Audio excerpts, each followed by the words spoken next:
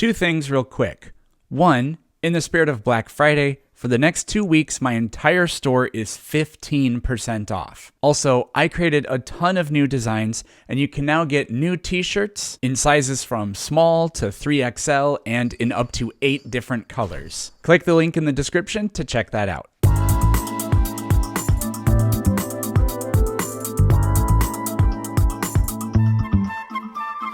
I don't personally think that God interacts with people. I don't think I've interacted with God.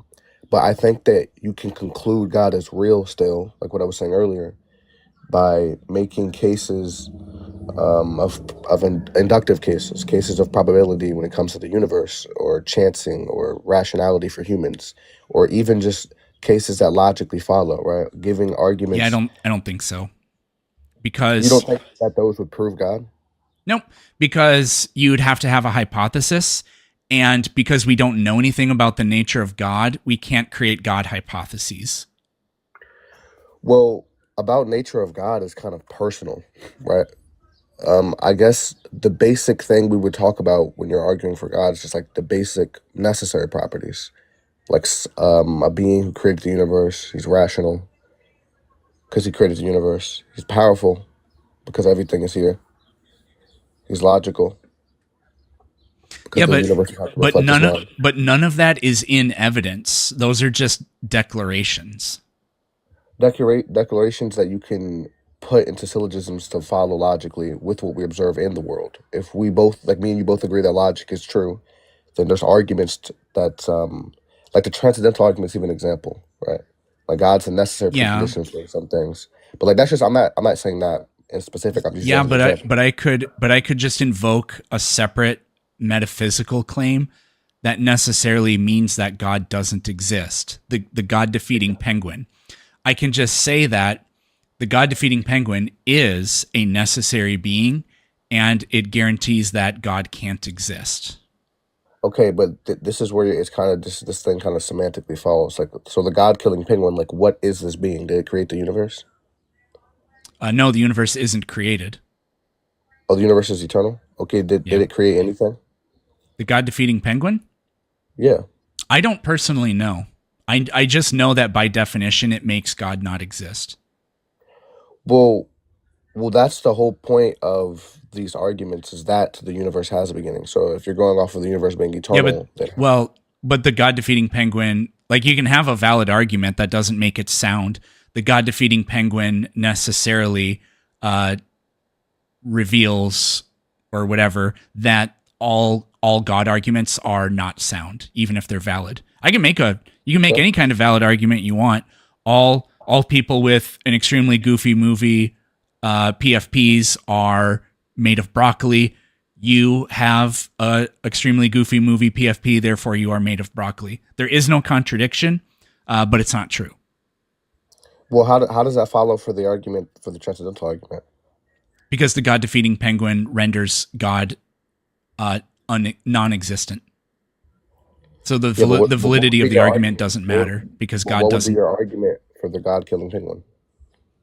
It is a necessary being. I would define it as a necessary being. Yeah, it's defined as a necessary being. Yep. Oh, okay. So is there? So do you have anything else to describe about this God killing penguin? I don't really need to. I would just state as a brute fact that it exists. Well, this is where it kind of, I mean, if we don't know the properties of this thing, then you can't affirm or deny whether or not it is a said thing. I can define it to be the necessary thing. Yeah, I would say we don't know the properties of God either, though. I thought we actually agreed on this.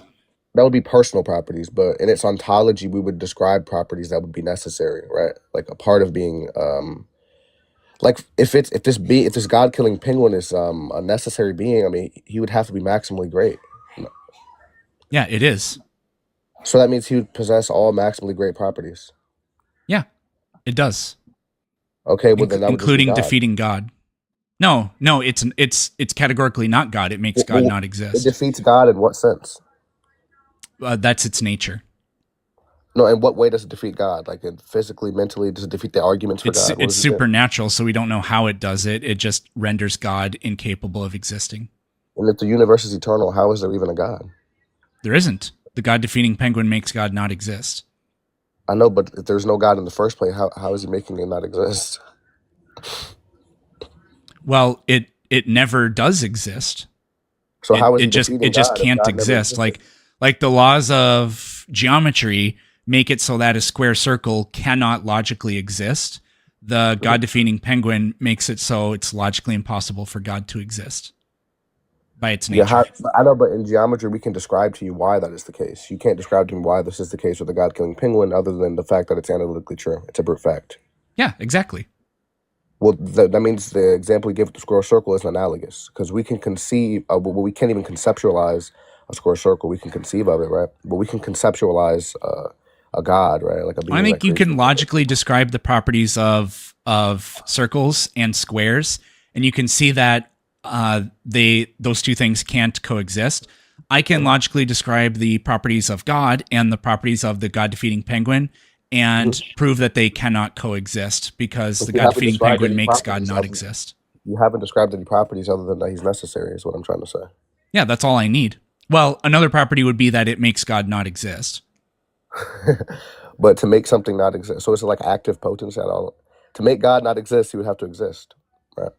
Yeah, I probably worded that correctly. It renders God existing an impossibility. Impossible. Okay. Well, that's Yeah. better. Yep. Well, I guess that would be a response, but I just would see the lack of correlation when you say there's no where something could be sound but not valid. So I don't. I guess every argument that correlates to the God killing penguin, and like I've even seen one like the maximally great cupcake and stuff like that for Yeah. like the ontological arguments for God, and then the transcendental arguments for God. But the one thing that I guess I don't agree with those responses is they kind of it's just a play on language, right? Like the meaning of these beings kind of fall under what you're trying to get them to do, which is disprove that God can even exist, even with the God killing penguin. I don't. Yeah, but don't you see that that's what people are doing with God? Like they literally concede that God has no properties that can even be known or understood. They just say like by definition or analytically God has to exist because I just declare that the thing that can't not exist is what a god is. So therefore, I had this really the guy was trolling, but it didn't really matter because all of his arguments are still they reflect the actual problem that I see in this kind of rhetoric, which Yeah. what was happening was I think this was yesterday. He said I don't remember when it was exactly, but he said I said what I don't remember exactly, but I said, well, I could demonstrate to you maybe God could exist, but the Christian God can't exist because he's a contradiction, and I can demonstrate to you why that would be. And then he said something like that wouldn't prove that God doesn't exist. And then I said, I think maybe I asked him, is your belief falsifiable? And he said no. I was like, well, okay, now we have a really huge problem. And it got to this point where I said, so you're telling me that if from now until the end of time, every single concept we ever developed to describe God ended up producing a contradiction, then you would still simply claim that God exists? And he said, yes. I was like, okay, well, now you're just saying that there has to be a thing that exists and that thing is called God. And all of these arguments don't really mean anything if that's the case. Yeah. Well, I understand what you're saying. And that's the example I gave earlier with the response for the ontological arguments for God. It's just like, oh, there's just this maximally great cupcake, and it's maximally tasty, and it's necessary, and it created the universe, right? Yeah. But and I see honestly how that responds, but then like even with the rhetoric of it being a cupcake and it being tasty and stuff like that, if you really pry into it, it would just fit the definition of a god, right? This god would just be formally known as a cupcake. But if it created the universe, it's a necessary being. It's maximally great, so it possesses the maximal attributes logically possible, right? Then this truly is, and you can like kind of understand it as dishonesty, but I mean, that kind of truly is what every understanding of God has been throughout history. And even when you try to conceptualize a God, that's kind of what the understanding is: a being Are you that's saying that? Are you natural. saying that anybody that tries to make the ontological argument for the perfect cupcake is actually just making the argument for God's existence? Because if Obviously, a cupcake had those properties, it would just be God. yeah, but then I would obviously, that's what I'm saying. It kind of falls analytically with these responses. I mean, you would pry into, what do you mean by a cupcake? And if they tell me it's like it's physical substance, it's a cupcake, well, then I would contradict it, being aspatial and creating a universe. So they would have to tell me it's just Well, formally a cupcake, a right? Christian It's just, can't make that argument, but sure. well, even Or a with the, Christian can't use that rebuttal, because if you can believe that God can manifest as flesh, then I can believe that God can manifest as a cupcake, or Darth yeah, well, Dawkins' God, divorce papers, or butthole worms, or whatever yeah, I but the want. ontological argument for God is talking about God's ontology. So we're talking about like his essence. So we Yeah. no, not even Christians believe that God's essence is material, right? Like he incarnated like with a nature, but they don't hold his essence being material. And then even I'm pretty sure in Hinduism and Buddhism that these gods can materialize themselves, but it's not their actual being or spirit, right? Because their Buddhists spirit's don't always believe in God, but I think it was Hinduism. It's like many different gods that can manifest. Buddhists believe in they believe in the many gods. I don't know what they specifically believe. So yeah, but so I guess that would be my response to it is, what do you mean by a cupcake or pen? Like, what do you mean by cupcake? What do you mean by this and that, right? And if all they mean, and eventually it's going to boil down to, okay, it's just formally known as this. It's like formally called this, right? But in actuality, its ontology is just this maximally great essence being that's rational and created the universe. And it's like at that point, like you can say it's funny or whatever, like it's rhetoric that it's a cupcake, but it genuinely, it's just a God.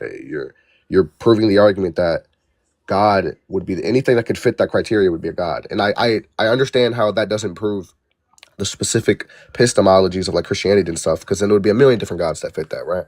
yep. But I guess that's not what the argument is intended on. And I think there's further arguments to make it so that it has to be Christianity or it has to be Islam that this maximally great being must be, right? But in the case of someone just trying to prove the ontology of God, I'm pretty sure it's called a deist. So someone who just believes in a creator, right? The ontological argument, it's kind of, I mean, obviously, if you agree with all the premises that follow to it, the response of the cupcake doesn't defeat it. It doesn't really do anything to it, right?